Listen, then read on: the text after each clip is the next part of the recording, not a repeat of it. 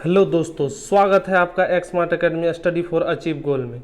जैसा कि आपको मालूम है, हम लोग कर रहे हैं साइंस, और साइंस का भौतिकी के हर एक चैप्टर को हम लोग जितने भी प्रीवियस ईयर में पूछे गए क्वेश्चन हैं उन सभी का एनालिसिस हम लोग करते जा रहे हैं। एक एक करके सारा कोर्स को हम लोग कंप्लीट करने वाले हैं। फिजिक्स का लगभग 3/4 पोर्शन हमारा पूरा हो चुका है, 1/4 पोर्शन बाकी है। मैं आप लोग को बता दूं क्या क्या बाकी है। पहले आज क्या करना है उसके विषय में हम लोग चर्चा कर लेते हैं। तो देखिए, आज हम लोग करने वाले हैं ध्वनि जो चैप्टर है, उस चैप्टर का ध्वनि तरंगों की प्रकृति यानी साउंड जो होगा उसका नेचर क्या होता है, साउंड वेव का, उसके बारे में आज हम लोग पढ़ेंगे। यानी नेचर ऑफ साउंड वेव, उन सभी के बारे में आज हम लोग पढ़ने वाले हैं। और बहुत कुछ नहीं बचा हुआ है, प्रकाश बचा हुआ है ना। उसके बाद थोड़ा सा विद्युत देख लेना है, विद्युत, उसके बाद चुंबक के कुछ गुण देख लेंगे, और एक मिसलेनियस बचा हुआ है। यानी 5 से 7 दिन में ये हमारा सारा जो साइंस का भौतिकी है वो क्लियर हो जाएगा। और देखते हैं जैसे ही ध्वनि कंप्लीट होगा उसके साथ साथ में केमिस्ट्री या बायो एक और एडिशनल स्टार्ट कर दें 2 टाइम में।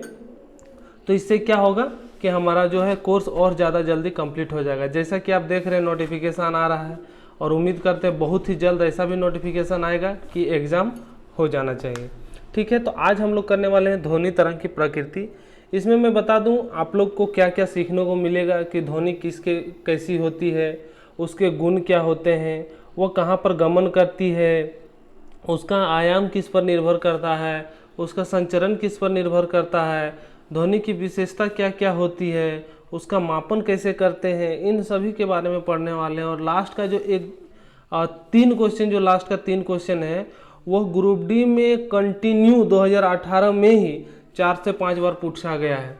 तो उस प्रश्न को भी हम लोग बहुत ही अच्छे तरीके से करने वाले हैं एक एक करके। तो जो भी हमारे चैनल में नए हैं, चैनल को सब्सक्राइब करें, बेल आइकन को प्रेस कर लें, जिससे हमारा लेटेस्ट नोटिफिकेशन आप तक पहुंचता रहेगा। तो चलिए स्टार्ट करते हैं हमारा आज का सेशन। और आज का सेशन का पहला क्वेश्चन है कि ध्वनि तरंगे कहाँ यात्रा नहीं कर सकती। ये चीज़ पूछा जा रहा है कि ध्वनि तरंगे जो है यात्रा नहीं कर सकती, कहाँ पर यात्रा नहीं कर सकती, इस बारे में पूछा जा रहा है। तो मैंने आप लोग को प्रीवियस क्लासेस में बताया है, जो भी नहीं देखें उस वीडियो को, वो प्लेलिस्ट का लिंक दिया हुआ है डिस्क्रिप्शन में, वहाँ से आप सारे वीडियोस को देख सकते हैं जितने भी मैंने वीडियो बनाए हैं। और बहुत ही इंपॉर्टेंट वीडियो है। तो मैंने ध्वनि के बारे में पिछला क्लास में भी बताया था, शॉर्ट नोट अभी भी कर देता हूँ मैं आप लोगों को, कि ध्वनि तरंग को चलने के लिए उसे किसी माध्यम की आवश्यकता होती है। माध्यम की आवश्यकता मतलब समझ रहे हैं ना, कि कुछ होना चाहिए एकदम निर्वात, जहाँ पर हवा भी हो या कुछ भी हो, कुछ तो होना चाहिए। अगर और ध्वनि वैसे जगह में नहीं चलती जहाँ पर कुछ नहीं होता, जैसे हवा नहीं होता है, कोई पदार्थ कण नहीं होता है, उस जगह पर ध्वनि गमन नहीं करती। यानी निर्वात में कहा जाए तो निर्वात में जो है वो कभी भी ध्वनि गमन नहीं करती। निर्वात कहने का मतलब है कि वो ऐसा स्थान जहाँ पर हवा भी उपस्थित ना हो, तो उस जगह पे ध्वनि गमन नहीं करती है। तो उस जगह पे क्या गमन करती है सर? प्रकाश उस जगह पे संचरण या गमन करती है। ऐसा क्यों है सर? क्योंकि ध्वनि तरंग जो है वो अनुदैर्घ्य तरंग होता है। ध्वनि तरंग क्या होता है? अनुदैर्घ्य तरंग होता है। और प्रकाश तरंग क्या होता है? अनुप्रस्थ तरंग होता है। ठीक है, तो अनुदैर्घ्य तरंग के लिए माध्यम की आवश्यकता होती है, और अनुप्रस्थ तरंग के लिए माध्यम की आवश्यकता नहीं होती है। तो इसका जो आंसर हो जाएगा, वायु में तो चलेगा, पानी में भी चलेगा, स्टील में भी चलेगा, चलेगा कहाँ नहीं? खाली स्थान में, यानी सी में। तो सी जो होगा इसका ऑप्शन सही हो जाएगा। खाली स्थान में कभी भी ध्वनि गमन नहीं करती। खाली स्थान में कभी भी ध्वनि गमन नहीं करती। खाली स्थान कहने का मतलब क्या? निर्वात, जहाँ पर हवा भी ना हो। ठीक है, नेक्स्ट क्वेश्चन की ओर बढ़ते हैं। देखिए यहाँ पर सारा डिस्क्रिप्शन दिया हुआ है, आप यहाँ से एडिशनल जानकारी ले सकते हैं, और ये आपको पीडीएफ में मिल जाएगा। और पीडीएफ लेने के लिए आप हमारे टेलीग्राम ग्रुप में सर्च करेंगे एक्स स्मार्ट एकेडमी। क्या सर्च करेंगे? एक्स स्मार्ट एकेडमी, और आपको मेरा ऑफिशियल चैनल मिल जाएगा। आप देखिएगा ये लोगो लगा रहेगा, ये लोगो। ठीक है, दूसरा चैनल में ज्वाइन मत हो जाना। नेक्स्ट क्वेश्चन की ओर चलते हैं। नेक्स्ट क्वेश्चन हमारा है कि निम्नलिखित में से कौन सा असत्य है ध्वनि तरंगे हैं। बोल रहा है कौन सा ऐसा निम्नलिखित में से कौन असत्य है कि ध्वनि तरंगे हैं। यानी खाली स्थान आपको भरना है कि ध्वनि तरंगे कैसी तरंगे हैं। दाब है, अनुदैर्ध्य है, विद्युत चुंबक है या आंतरिक है।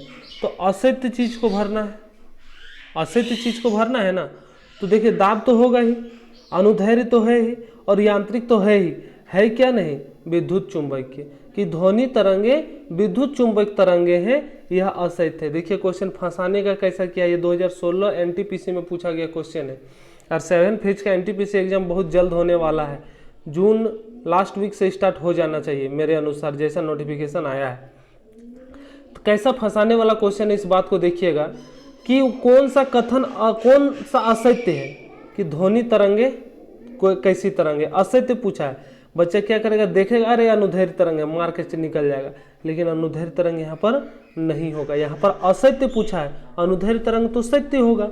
ध्वनि एक आंतरिक तरंग होती है, ये आप जान लीजिए, आंतरिक तरंग होती है, यह अनुदैर्ध्य तरंग होती है और यह वायु पर दाब भी बनाती है, जैसा कि आप थंबनेल में देखे होंगे, या तो मैं आपको ले चलता हूं यहाँ पर। देखिए ये जो आप देख रहे हैं, ये कण जो है, ये कण जो है, ये कण गति नहीं कर रही है, कण क्या कर रहे हैं, कंपन कर रहे हैं, और ये अपने आगे वाले कण को क्या कर रहे हैं, टक्कर मार रही है, अपने आगे वाले कण को क्या कर रही है, टक्कर मार रही है, जिससे क्या हो रहा है कि वेव जो है वो बन रहा है और वह गति आगे की ओर बढ़ता चला जा रहा है। इसी के माध्यम से ध्वनि जो है वह गति करती है। तो यहाँ पर क्या पूछ रहा था, असत्य पूछ रहा था, तो विद्युत चुंबक यहाँ पर हो जाएगा, ऑप्शन सी करेक्ट आंसर हो जाएगा। नेक्स्ट क्वेश्चन की ओर बढ़ते हैं। नेक्स्ट क्वेश्चन है कि निम्नलिखित में से कौन सा ध्वनि तरंग की विशेषता नहीं है। अब बोल रहा है कौन ऐसा है जो ध्वनि तरंग की विशेषता नहीं है। आयाम तो है सर उसकी विशेषता, समय अवधि आवृत्ति ये भी है और गति भी है, घनत्व इसका कोई भी विशेषता नहीं बताता। क्यों नहीं बताता, देखिए इसके बारे में पढ़ते हैं कि वायु में ध्वनि तरंग जो होती है वो अनुदैर्ध्य तरंग होती है, अनुदैर्ध्य यांत्रिक तरंगे होती है। इन तरंगों के प्रमुख अवयवों में आयाम, समय अवधि यानी आवर्तकाल जिसको कहते हैं, आवृत्ति एवं ध्वनि की गति प्रमुख होती है, जबकि उसका घनत्व जो होता है वो प्रमुख नहीं होता। इसका चाल भी दिया हुआ है, लगभग में 332 मीटर पर सेकेंड। वायु में जो ध्वनि की चाल है 332 मीटर पर सेकेंड है। उम्मीद करते हैं ऐसा क्वेश्चन आगे आएगा। नेक्स्ट क्वेश्चन क्या है कि ध्वनि तरंगे होती है। अब देखिए यहाँ पर पूछ रहा है, यहाँ असत्य नहीं पूछा है, यहाँ पर अब आपको सत्य बताना है। विद्युत चुंबक तो नहीं होगा सर, हम लोग देख लिया असत्य है। अनुप्रस्थ भी नहीं होगा, ये तो प्रकाश होता है। सुपर तो होगा नहीं सर, ये तो कंफर्म है। तो क्या होगा, यांत्रिक तरंग होगा। सर आपने बताया था कि ध्वनि तरंगे जो होती है वो यांत्रिक तरंगे होती है।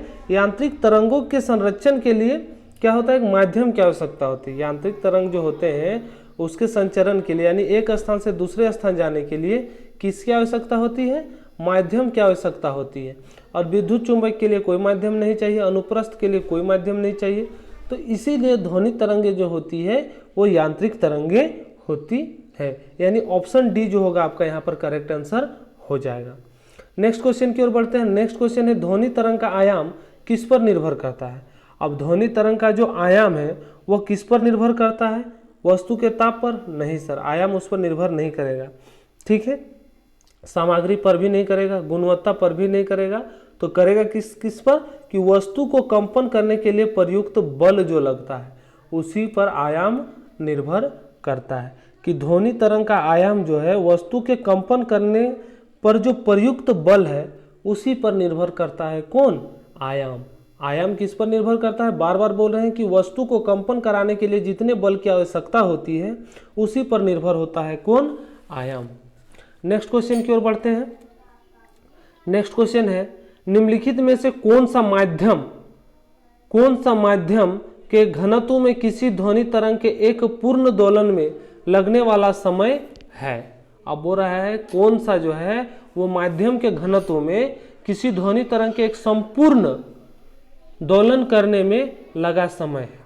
तो कौन सा है, आवर्तकाल है। समय का जब भी बात आएगा क्या हम लोग करेंगे, आवर्तकाल। इसी को कहते हैं, क्या कहते हैं, समय काल भी कहते हैं। तरंग का समय काल, तरंग के समय काल को ही क्या कहते हैं, आवर्तकाल कहते हैं। कि माध्यम के घनत्व में किसी ध्वनि तरंग के एक संपूर्ण दोलन में लगने वाला समय जो होता है वो क्या कहलाता है, आवर्तकाल कहलाता है। ठीक है, क्लियरेंस है? नहीं तो देखिए दिया हुआ है डिस्क्रिप्शन से, आप इसको ग्रहण कर सकते हैं। नेक्स्ट क्वेश्चन की ओर बढ़ते हैं। और प्रति सेकंड इकाई क्षेत्र से गुजरने वाली ध्वनि ऊर्जा को मात्रा को क्या कहा जाता है? ध्वनि की ऊर्जा की मात्रा को, यहां पर मात्रा को नीचे लिख देते हैं। ठीक है, मात्रा को क्या कहा जाता है? तो ध्वनि बोल रहा है प्रति सेकंड जो है इकाई क्षेत्र में, यानी एक सेकंड एक क्षेत्रफल में गुजरने वाली ध्वनि ऊर्जा की मात्रा को क्या कहा जाता है? तो ध्वनि ऊर्जा की मात्रा को क्या कहा जाता है? तीव्रता मात्रा। क्या कहा जाता है? तीव्रता मात्रा, कि वह कितने तीव्र से चल रही है, प्रति सेकंड वो कितने क्षेत्रफल को पार कर रही है, यह कौन बताएगा? उसकी तीव्रता पर जो होगी उसकी मात्रा होगी। ठीक है, नेक्स्ट क्वेश्चन की ओर बढ़ते हैं। नेक्स्ट क्वेश्चन है, ध्वनि किसमें संचरण कर सकती है? अब ध्वनि जो है वो किसमें संचरण कर सकती है? केवल गैस में, केवल द्रव पदार्थ में, या केवल ठोस पदार्थ में? नहीं सर, ये सभी में, गैस में भी, द्रव में भी, ठोस में भी। गैस में तो जैसे हम लोग बोलते हैं सुनते हैं, हवा में तो करता ही है। ठोस में कभी आप बचपन में या जब बच्चे क्लास में होंगे तो ऐसा बेंच होता था, बैठते थे, एक दोस्त यहाँ कान लगाता था और एक दोस्त यहाँ ठोकता था, तो यहाँ पर आवाज़ जोर की सुनाई देती थी। तो वो ठोस में भी हो गया, या तो स्टील में भी आप देख सकते हैं। और द्रव में जो होता है वो पानी में, पानी के अंदर जब आप डूबते हैं तो कोई छलांग लगाता है तो आपको पता चल जाता है, कुछ हलचल होता है तो पता चल जाता है, वो भी किससे? वेव से, ध्वनि तरंग से। ठीक है, यानी तीनों ही जगह में यह संचरण कर सकती है। नेक्स्ट क्वेश्चन है कि ध्वनि गमन नहीं कर सकती। अब देखिए ये क्वेश्चन पहले भी आया था और अभी भी आया कि ध्वनि गमन नहीं कर सकती, कहाँ पर? निर्वात में। तो इसमें टाइम वेस्ट नहीं करते हैं, तो आपको बता चुके हैं, जो नहीं देखे हैं वो फिर से देख ले। ध्वनि के कारण उत्पन्न होती है। अब ध्वनि किसके कारण उत्पन्न होती है? ध्वनि जो है वो किसके कारण उत्पन्न होती है? तो ध्वनि उत्पन्न होने का कारण क्या है? कंपन। किसके कारण उत्पन्न होती है? सर, कंपन के कारण ध्वनि उत्पन्न होती है। ठीक है, कंपन समझ रहे हैं ना? जैसे एक बात आप इसको चेक करने का बाद बता देते हैं। कोई भी एक बर्तन ले लीजिएगा, ठीक है, उसको बजाइएगा और फिर उसको देखिएगा, उस पर हाथ टच करके देखिए, वो कंपन कर रहा होता है। जब तक वो कंपन करेगा तब तक ध्वनि सुनाई देगी, और जैसे फिर आप उसको पकड़ दीजिएगा, उसका कंपन बंद हो जाएगा, तो ध्वनि भी क्या हो जाएगी? बंद हो जाएगी। और आप देख रहे हैं ये क्वेश्चन आरआरबी ग्रुप डी 2018 में पूछा गया क्वेश्चन है, कितना इजीएस्ट क्वेश्चन पूछा गया है। नेक्स्ट क्वेश्चन की ओर चलते हैं। निम्नलिखित की भिन्नता के कारण संपीड़न और विरलन उत्पन्न होते हैं। देखिए, संपीड़न और विरलन का बहुत भयानक तथ्य हमने पिछला वीडियो में बताया हुआ है, आप उस वीडियो को देख लें। जो भी इस वीडियो को नहीं देखे हैं उस वीडियो को देख लें, डिस्क्रिप्शन में प्लेलिस्ट का लिंक दिया हुआ है, सारे वीडियोस का लिंक दिया हुआ है, एंड स्क्रीन में भी आता है, आप वहां से उन सबको देख सकते हैं कि निम्नलिखित की भिन्नता के कारण संपीड़न और विरलन उत्पन्न होता है। तो संपीड़न और विरलन के बारे में मैं बता दूं, जैसे आपको मैं फर्स्ट जो पीपीटी था उसमें मैंने दिखाया, क्या हो रहा था कि कण जो है कहीं पर ज़्यादा सामने सामने थे और कहीं कहीं पर दूर दूर में थे, कहीं कहीं पर क्या थे? दूर दूर में थे। फिर यहाँ ज़्यादा सामने सामने थे, फिर क्या थे? दूर दूर में थे। कि ये जो है ये हो रहा है, ये कहने का मतलब क्या है कि देखिए, ये हो गया संपीड़न और ये हो गया विरलन। संपीड़न मतलब पूरा दबा हुआ और विरलन मतलब फैला हुआ। दूर दूर दूर में जो रहेगा उसको विरलन कहेंगे, जो सामने सामने रहेगा उसको संपीड़न कहेंगे। मैंने गैस के बारे में भी बताया था कि जो हमारे गैस में सिलेंडर्स आते हैं उसमें गैस को संपीड़न करके ही डाला जाता है। तो क्या कह रहा है? संपीड़न और विरलन उत्पन्न होता है किसके भिन्नता के कारण? हवा के दबाव के भिन्नता के कारण। उसके दबाव के भिन्नता के कारण ही क्या होता है? संपीड़न और विरलन की उत्पत्ति होती है। ठीक है, तो इसका ऑप्शन सी जो होगा वो करेक्ट हो जाएगा। नेक्स्ट क्वेश्चन की ओर बढ़ते हैं। नेक्स्ट क्वेश्चन है कि ध्वनि की तीव्रता मापी जाती है। अब ध्वनि की जो तीव्रता है वो किससे मापी जाती है? रिक्टर स्केल से? सर इससे तो भूकंप। टेस्ला से? No sir. डेसिबल से? तो ध्वनि मापा जाता है। डेसिबल से किसको मापा जाता है? ध्वनि की तीव्रता को। समझिए, यानी ऑप्शन सी जो होगा वो करेक्ट हो जाएगा कि ध्वनि की तीव्रता की माप किससे होती है? डेसिबल से होती है। आवृत्ति की माप किससे होती है? हर्ट्ज से होती है।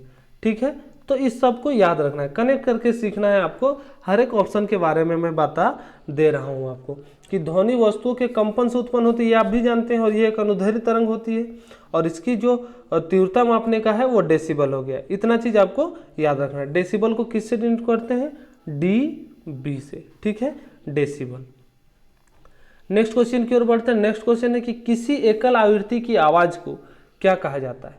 अब जब कोई व्यक्ति मैंने कह रहा है कि एकल आवृत्ति, एक समान आवृत्ति की जो आवाज होगी उसको क्या कहा जाएगा? तो उसको कहा जाएगा टोन। क्या कहा जाएगा? टोन। एकल आवृत्ति की आवाज को क्या कहा जाता है? टोन कहा जाता है। हम लोग जो पहचान पाते हैं कि यह किसका आवाज है उसे ही क्या कहते हैं? टोन कहते हैं, ठीक है। नेक्स्ट क्वेश्चन की ओर बढ़ते हैं। देखिए बहुत कुछ दिया हुआ है आपको, पीडीएफ के माध्यम से बहुत कुछ मिल जाएगा कि एकल आवृत्ति की आवाज को स्वर कहते हैं, टोन कहा जाता है। जब कोई आवृत्ति को मिश्रित किया जाता है, जब आवृत्तियों का मिश्रण होता है तब एक आवृत्ति उत्पन्न होती है, उसे नोट कहा जाता है, ठीक है। उदाहरण, एक संगीत नोट है, विभिन्न आवृत्तियों से उत्पन्न होती है, भिन्न भिन्न पिच की आवाजें होती है, उसमें आयाम होते हैं, ठीक है, तो उसको क्या कहेंगे? नोट कहेंगे, ठीक है। नेक्स्ट क्वेश्चन की ओर बढ़ते हैं। नेक्स्ट क्वेश्चन है कि निम्नलिखित में से कौन सा निर्वात में यात्रा नहीं कर सकता? ऊष्मा, ध्वनि, प्रकाश या यूवी किरणें। तो आप जानते हैं सर अभी हम लोग क्या पढ़ रहे हैं और कितना बार पढ़ रहे हैं कि निम्नलिखित में से कौन ऐसा है जो निर्वात में यात्रा नहीं कर सकती? तो कौन नहीं कर सकती सर? ध्वनि। कौन नहीं कर सकती? ध्वनि, ठीक है। नेक्स्ट क्वेश्चन की ओर बढ़ते हैं। नेक्स्ट क्वेश्चन हमारा, जब ध्वनि हवा के माध्यम से गुजरती है तो हवा के कण, जब वो हवा के माध्यम से गुजरेगी तब हवा के कण क्या होंगे? इसके बारे में पूछ रहा है कि तरंग प्रसार की दिशा में कंपन करते हैं। जब हवा के माध्यम से गुजरती है तो वह क्या करती है? उसके कण जो होते हैं वो तरंग प्रसार की दिशा में कंपन करते हुए नजर आते हैं। देखिए इसमें थोड़ा सा एक नोट है, उसके बारे में पढ़ ले। जब ध्वनि हवा के माध्यम से गुजरती है तो हवा के कण जो है वो तरंग प्रसार की दिशा में कंपन करते हैं। ध्वनि एक यांत्रिक तरंग है जिसे संरक्षण के लिए माध्यम की आवश्यकता होती है, ठीक है। इस बात को देखिए, एक ही चीज को बार बार हम लोग सुनेंगे तो क्या होगा ना कि वो माइंड पे सेट हो जाएगा। नेक्स्ट क्वेश्चन है कि ध्वनि का एक रूप है जो सुनने की अनुभूति पैदा करता है। अब ध्वनि का ऐसा कौन सा रूप है जो सुनने की अनुभूति पैदा करता है? तो आप जानते हैं विद्युत चुंबक तो ध्वनि तरंग है नहीं, कंपन ऊर्जा है, लेकिन यह एक रूप नहीं है। यह क्या होगी? यह यांत्रिक होगी। क्या होगी? यांत्रिक ऊर्जा होगी जो एक रूप पैदा करती है, सुनने की अनुभूति पैदा करती है, ठीक है। यानी ऑप्शन बी जो होगा वो करेक्ट हो जाएगा, ठीक है। नेक्स्ट क्वेश्चन की ओर बढ़ते हैं। नेक्स्ट क्वेश्चन है कि हवा में ध्वनि तरंगे, क्या कह रहा है कि हवा में जो है वो ध्वनि तरंगे कैसी होती है? प्रवर्धित होती है, अनुप्रस्थ होती है, अनुदैर्घ्य होती है, लंबी होती है। इतना पढ़ने के बाद आप इसको अपने आप करेक्ट कीजिएगा कि नहीं सर अनुदैर्घ्य तरंग होती है। क्या होती है? अनुदैर्घ्य तरंग होती है। इसी तरह आप हमारे वीडियो में बने रहें, एक एक क्वेश्चन को आपको याद करा देंगे। जैसे आप यह अभी अपने दिल से आपको आवाज आया होगा कि इसका आंसर हम जानते हैं कि हवा में जो ध्वनि तरंगे होती है वह अनुदैर्घ्य तरंग होती है। समझ रहे हैं? नेक्स्ट क्वेश्चन की ओर बढ़ते हैं।